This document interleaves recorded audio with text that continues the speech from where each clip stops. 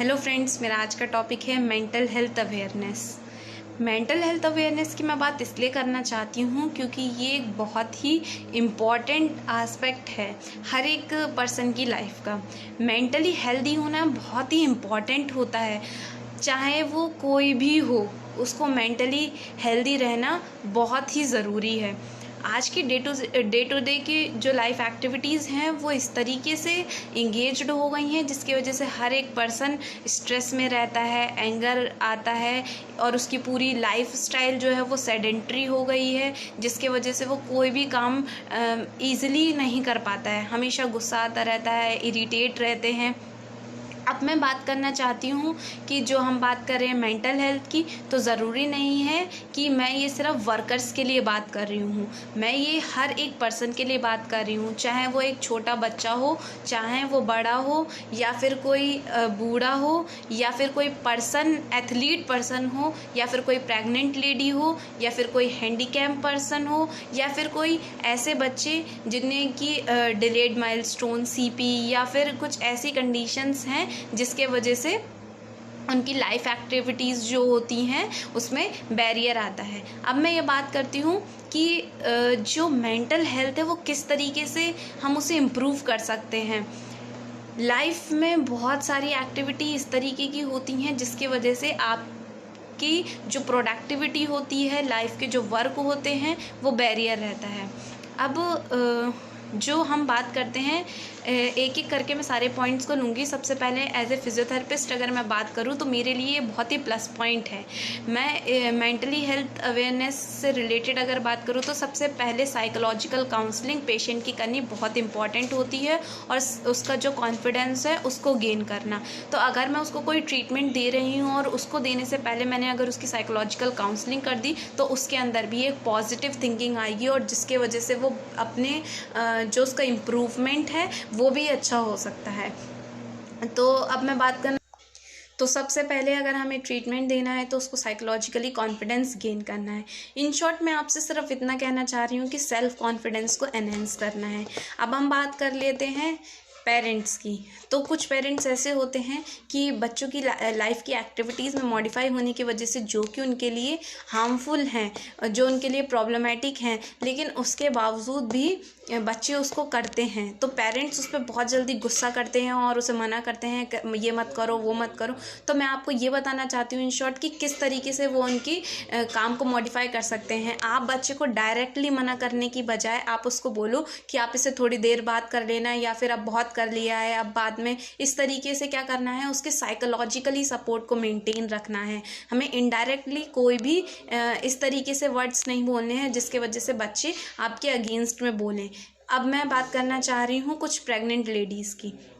Pregnant lady में क्या होता है कि due to hormonal changes, body changes की वजह से एंजाइटी होती है, गुस्सा आता है, स्ट्रेस रहता है, जिसके वजह से उसमें बहुत सारी प्रॉब्लम्स क्रिएट होती हैं। तो उसमें भी क्या है, उसको साइकोलॉजिकल काउंसलिंग की बहुत ज़्यादा ज़रूरत होती है। उसको मेंटली हेल्दी किस तरीके से रख सकते हैं, छोटी छोटी चीज़ें जो उसको अच्छी लगती हैं, या कोई ऐसी बात जो उसको सुनने से अच्छा लगता है, हम वो ये सारी छोटी छोटी चीज़ें करके उसे साइकोलॉजिकली किस तरीके से मेंटेन रख सकते हैं, उसको मेंटली हेल्दी बना सकते हैं। और हमारे जो वर्कर्स होते हैं वो क्या होते हैं, इरिटेट हो जाते हैं एक ही जगह काम करते करते, बार बार वही सारी चीज़ें करते करते, तो उसके वजह से वो स्ट्रेस में आ जाते हैं, डिप्रेशन में आ जाते हैं, इरिटेट रहते हैं और अपनी बात कई बार किसी से बोल नहीं पाते हैं।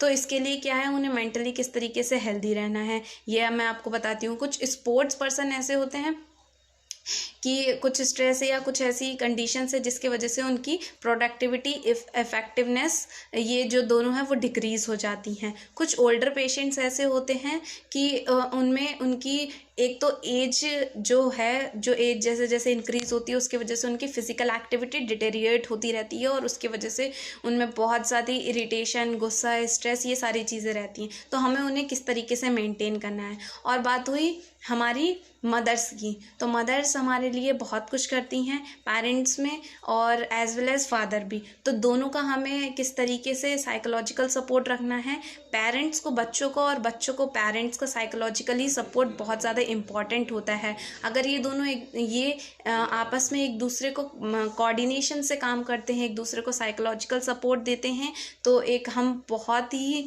अच्छी फैमिली गेन कर सकते हैं। अब मैं आपसे बात करना चाह रही हूँ, ये जो सारी कंडीशंस हैं जिसके वजह से लोग स्ट्रेस में रहते हैं, इरिटेट रहते हैं, इसको किस तरीके से मेंटेन कर सकते हैं। सबसे पहली बात तो ये है कि अगर ये सारी चीज़ें डिस्टर्ब्ड होती हैं तो उसके वजह से लोगों की इफ़ेक्टिवनेस काम का और प्रोडक्टिविटी दोनों ही डिक्रीज़ हो जाती है। जब ये सारी कंडीशंस होती हैं तो लोग ना प्रॉपरली अपना काम कर पाते हैं, जिसके वजह से उनकी प्रोडक्टिविटी डिक्रीज़ हो जाती है, चाहे वो कोई भी पर्सन हो। उसके बाद इसको वो रिलैक्स्ड किस तरीके से कर सकते हैं। अगर ऐसी सारी कंडीशंस हो रही हैं तो उसके लिए उन्हें डीप ब्रीदिंग्स करनी चाहिए, नॉर्मली मेडिटेशन करिए।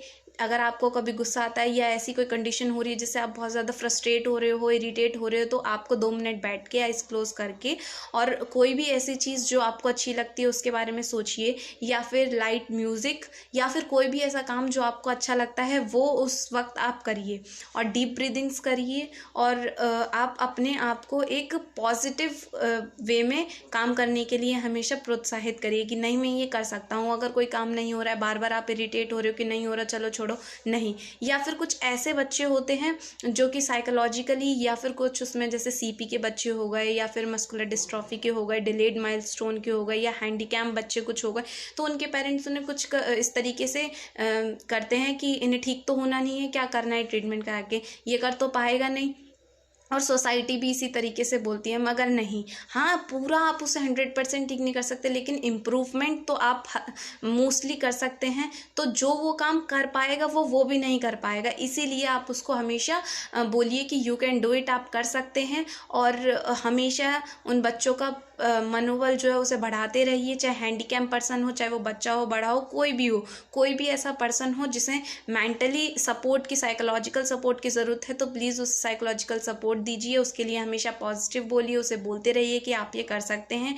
सोसाइटी से भी मैं यही उम्मीद रखती हूँ। और ये जो टॉपिक मैंने आज का लिया था वो सिर्फ इसलिए लिया था कि इन शॉर्ट मैं आपको ये बता सकूँ कि आप अपना सेल्फ कॉन्फिडेंस हमेशा स्ट्रॉन्ग रखिए, अपने लिए भी और दूसरों को भी बोलिए कि आप अपना सेल्फ कॉन्फिडेंस इंक्रीज़ करिए और अपने आप में हमेशा एक पॉजिटिव थिंकिंग रखिए। मेरा आज का टॉपिक यहीं फिनिश होता है। Thank you. कोई क्वेरी हो तो आप कमेंट में पूछ सकते हैं और फर्दर इन्फॉर्मेशन के लिए आप कांटेक्ट कर सकते हैं मेरी मेल आईडी पर।